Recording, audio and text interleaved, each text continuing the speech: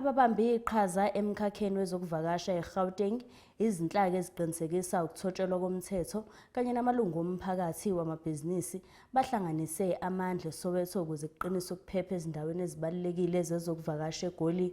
Uhlelo lwe-Tourism Safety Intervention lugxile ezindleleni zobugebengu ezithinta izivakashi, izinselelo ezibhekene namabhizinisi endawo emkhakheni wezokuvakasha kanye namasu okuqinisa ukuphepha ezindaweni ezivakashelwa kakhulu.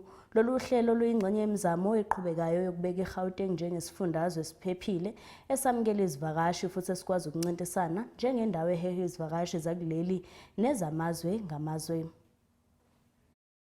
Njengoba iSoweto ikakhulukazi umgwaqo iVilakazi Street waziwa njengezinye zezindawo ezimumatha umthamo omkhulu wezivakashi, izinhlaka zezokuphepha eGoli zihlanganyele nosomabhizinisi ukuhlonza izindlela zezokuphepha kwezivakashi kanye namabhizinisi. Owezokuvakasha eGauteng uzwakalise ilaka lakhe ngalenkinga. Primarily, we wanted to talk to the tourism stakeholders to find a coordinated approach around the tourism safety initiatives. This is happening after we've been receiving some few tourist incidences that have been happening to both travelers and visitors.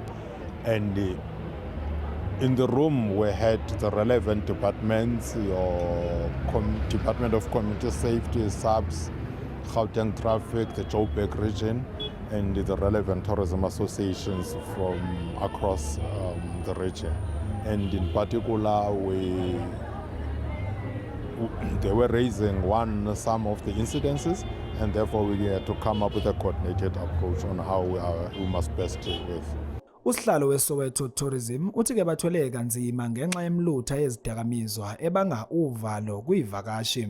Thumela message negative, yabona. Ithi South Africa kuSoweto ayikho safe.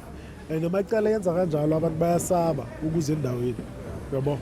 And then abantu mabasaba ukuze endaweni kula izoyenza ukuthi abantu bangakwazi ukuba nemali, ama-restaurants ayadropa, ngama-visitors, ama-accommodation, ama-tour operators nama-tour guides awa-operate, even nama-attraction sites abodisofe ngaboma kube njalo. Abantu babafila ukuthi indawo ayikho safe bagcina bangezi. With the coordinated structure that we are developing now, we will be able to do something simbambe fast. So as you know, we've got about 5 regions or 5 precincts like Soweto, so we are coordinating that platform, and sooner or later umuntu makathatha imoto la ngeke akwazi ukuphuma because of sabe seswazi ukuthi simbambe kanjani. Uhulumeni uthi izizwakele inkinga ezibhekene namabhizinisi aseSoweto, ngakho ke bazosebenzisana nawo ukuthola isombululo. Ezindabeni zeSoweto TV kubika umqondisi Myeni ePhefeni.